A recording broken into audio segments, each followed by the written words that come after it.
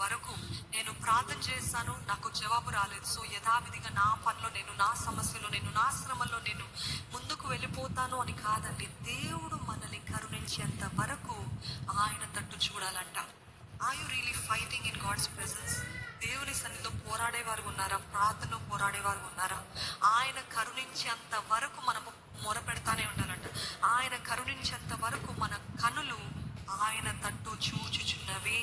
You know the world's greatest prayer is Lord help me, నాకు సహాయం చేయి అనే ప్రార్థన అతి విలువైన ప్రార్థన అంటండి. ఒక దైవజనులు అందరూ ఏంటంటే, హృదయం లేని ప్రార్థన, ఆత్మలో చేయని ప్రార్థన, ఎన్ని పదాలు పాడినా, ఎంత వాగ్దాటు కలిగినా, ఎన్ని గంటలు ప్రార్థన చేసినా అది పారేబడిన నీళ్ళ వంటిదే, వెళ్ళిపోతుందంట. No value.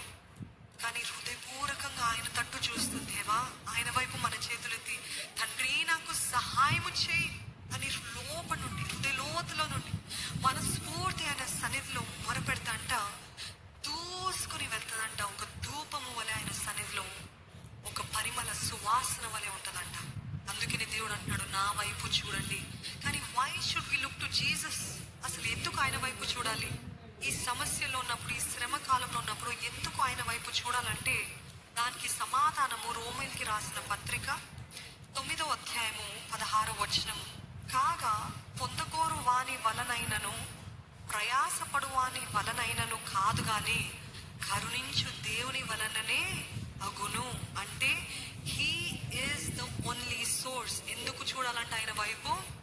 పొందకోరు వాని వల్ల కాదంట, ప్రయాసపడు వారి వల్ల కాదంట, కానీ కరుణించు దేవుని వలనే సాధ్యమవుతుందంట. అందుకనే ఎవరి వైపు చూడాలంటే, దేవుని వైపు చూడాలంటే. The only person who has the power to do something about your situation is Jesus. హల్లెలూయా.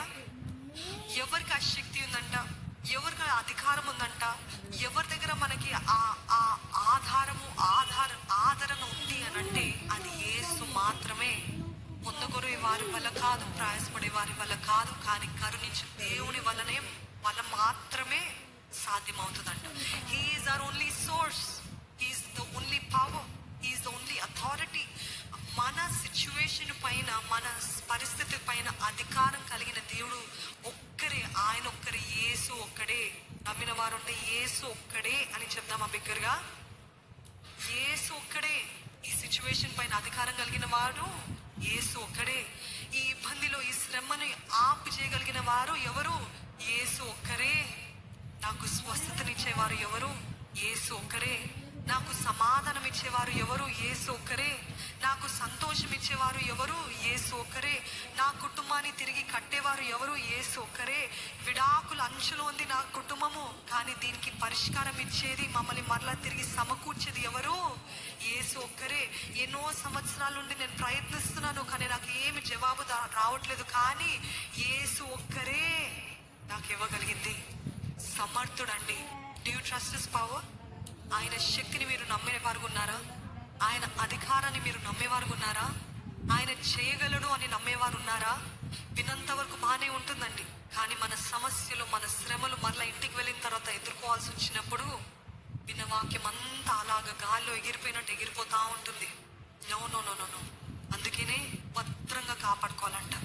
మన కంటి నుండి, కళ్ళ నుండి తొలగిపోనివ్వద్దంట. మన హృదయంలో భద్రంగా కాపాడు. అప్పుడు వారికి జీవము, అప్పుడు వారికి ఆరోగ్యం అని ఆయన వాక్యం తెలియజేస్తుంది. ఈరోజు ఎందుకు జీవము లేదు? ఎందుకు సమాధానము లేదు? ఎందుకు నెమ్మది లేదు? ఎందుకు సంతోషము లేదు? ఎందుకు అభివృద్ధి చూడట్లేదు? ఎందుకు ఎదుగుదల చూడట్లేదు అంటే, వింటున్నాం కానీ విన్నవారుగానే ఉంటున్నాం, కానీ చేసేవారుగా లేము. దేవుడు అంటున్నాడు, మీ శ్రమలో నా వైపు చూడండి. కీర్తనలో 113వ కీర్తన 7 నుండి 9 చదువుదామండి. ప్రధానులతో, తన ప్రజల ప్రధానులతో వారిని కూర్చుండబెట్టుటకై ఆయన నేల నుండి దరిద్రులను లేవనెత్తువాడు, పెంట కుప్ప మీద నుండి బీదలను పైకెత్తువాడు. ఆయన సంతులేని దానిని ఇల్లాలుగాను, కుమార్ల సంతోషము గల తల్లిగాను చేయును. యెహోవాను స్తుతించుడి. ఎందుకు ఈ వాక్యం చదివించాను అని అంటే, there is no situation in your life, మీ జీవితంలో ఆ పరిస్థితి లేదండి, దేవుడు ఇది చేయలేడు అనే పరిస్థితి లేదు. ఎందుకంటే ప్రధానులతో కూర్చోబెట్టడానికి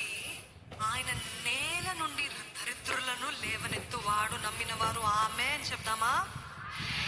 ఆమేన్. అంటే ఈరోజు మనం చూసినట్లయితే మనకు అర్థం కావాలంటే మనము ఈ జంక్షన్స్ లో ట్రాఫిక్ సిగ్నల్స్ ఎంతో మంది బీదల్ని చూస్తూ ఉంటాం కదా.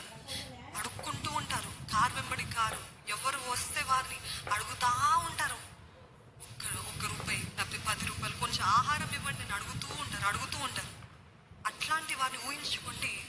అట్లాంటి వారిని దేవుడు ఏం చేస్తాడంట, లేవనెత్తి ప్రధానులతో కూర్చోబెడతాడంట. హల్లెలూయా.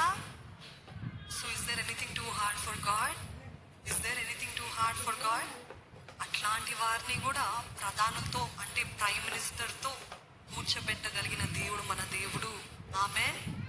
యోసేపు దానికి మంచి ఎగ్జాంపుల్. ఆయన గొయ్యిలో పడిన వ్యక్తి, ఆ గొయ్యి నుండి లేపి ప్రధానిగా చేస్తాడండి మన దేవుడు. హల్లెలూయా. ఈరోజు మీరు బీదలు ఉన్నారేమో, నేను అనేది కేవలం డబ్బుల విషయంలో కాదండి. తక్కువ స్థితిలో ఉన్నారేమో, తక్కువ స్థానంలో ఉన్నారేమో, అందరి ద్వారా అణచివేయబడుతున్న పరిస్థితుల్లో ఉన్నారేమో, తృణీకరించబడుతున్న వారు ఉన్నారేమో, రిజెక్ట్ చేయబడిన స్థితిలో ఉన్నారేమో.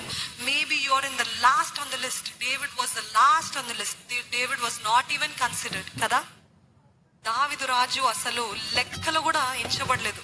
వీరే నా కుమారులు, వీరు యోగ్యులు, వీరు యుద్ధ శూరులు అని తన సొంత తండ్రి వారి అన్నవారిని ఇంట్రొడ్యూస్ చేస్తారు, కానీ దావీదుని లెక్క చేయలేదు. మనుషులు లెక్క చేయనప్పటికీ దేవుడు లెక్క చేసే దేవుడు అండి. హల్లెలూయా.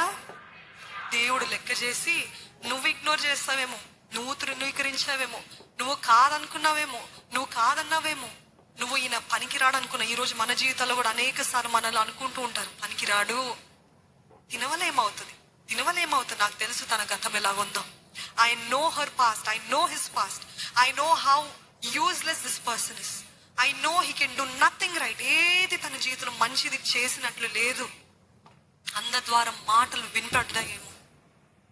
ఎవరైనా పైకి ఎదుగుతారు కానీ నువ్వు మాత్రం ఎదగవరా, నువ్వు మాత్రం పైకి వెళ్ళలేవు అనే మాటలు వినబడ్డాయేమో. కానీ దేవుడు అంటున్నాడు, నేల నుండి దరిద్రులను లేవనెత్తువాడు, పెంట కుప్ప మీద నుండి బీదలను పైకెత్తువాడు. ఎంత నమ్మదగిన దేవుడు అండి. హల్లెలూయా. అయితే ఈ శ్రమ ద్వారా, ఈ తృణీకరణ ద్వారా, ఈ విడిపించబడటం ద్వారా, ఈ సమస్య ద్వారా దేవుడు ఏమంటున్నాడంటే, ఈ ఇబ్బందులు, ఈ సమస్యలు, ఇరుకులు, వాటన్నిటిలో నిన్ను లేవనెత్తి నిన్ను పైకి తీసుకొచ్చిన, ఎప్పుడు మనం ఆయన వైపు చూసినప్పుడు, నిన్ను లేవనెత్తి నిలబెట్టినప్పుడు అందరూ నిన్ను చూసిన వారు అందరూ చెప్పగలుగుతారు ఏంటిదంటే, నీ దేవుడు జీవం కలిగిన దేవుడు. హల్లెలూయా. నీ దేవుడు సజీవుడైన దేవుడు. ఎందుకంటే we thought you cannot do it, we thought it is impossible with you, it is really impossible with you. కానీ జ్ఞానము కలిగిన వారిని సిగ్గుపరచడానికి వెర్రివాన్ని ఎన్నుకుంటాడంట. హల్లెలూయా. బలవంతుల్ని సిగ్గుపరచడానికి బలహీనులు ఎన్నుకునేది.